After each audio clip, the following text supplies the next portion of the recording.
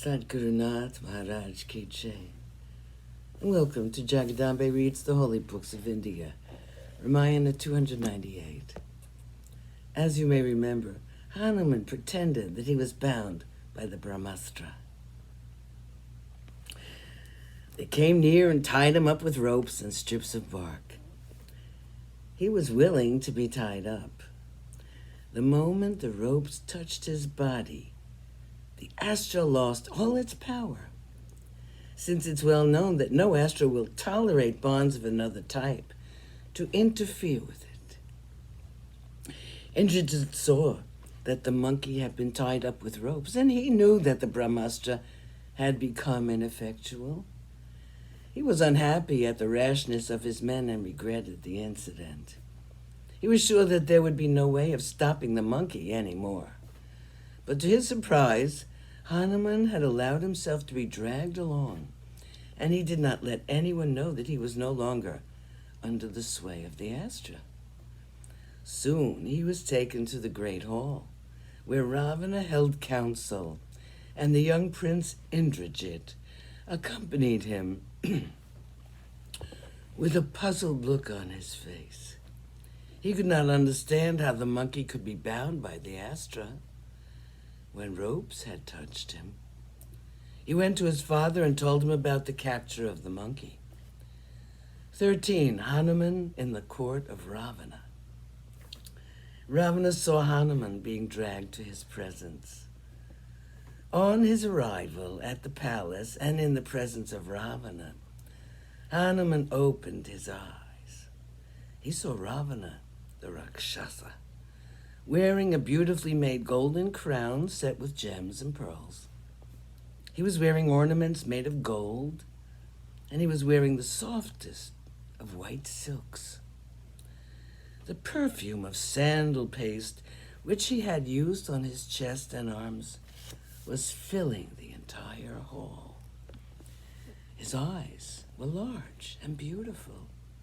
He was wearing a necklace of pearls round his neck, and his arms were beautified by the bracelets placed upon them. He was seated on a throne, which was magnificent, and he was surrounded by his many ministers, Prahasta, Nikumba, and others. Pulled as he was rudely by the jubilant Rakshasas, Hanuman looked with amazement at Ravana and kept on looking. He was dazzled by the glory which was Ravana, and told himself, what a glorious personage, what a beauty, what a courageous look, what strength, what radiance. It is wonderful to see the many glorious qualities which find a home in this king of the Rakshasas.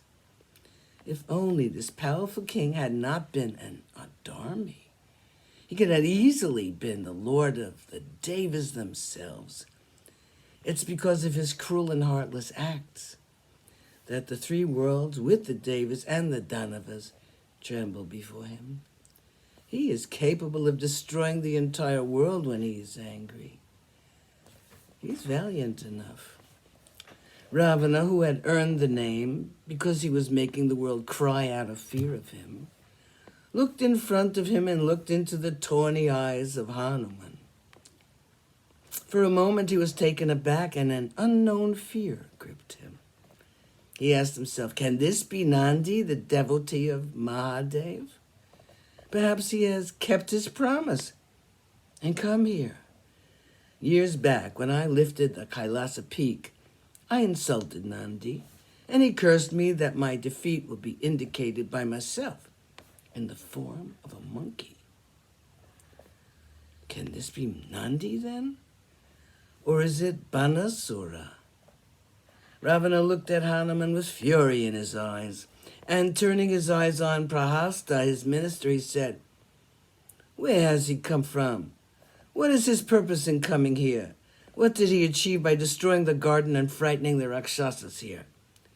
Ask him why he did all this. Why did he come to our city and indulge in the rare pleasure of destroying the army? Ask him. Sadhgurunath Maharaj Ki Jai. Thank you for coming. I hope you come again.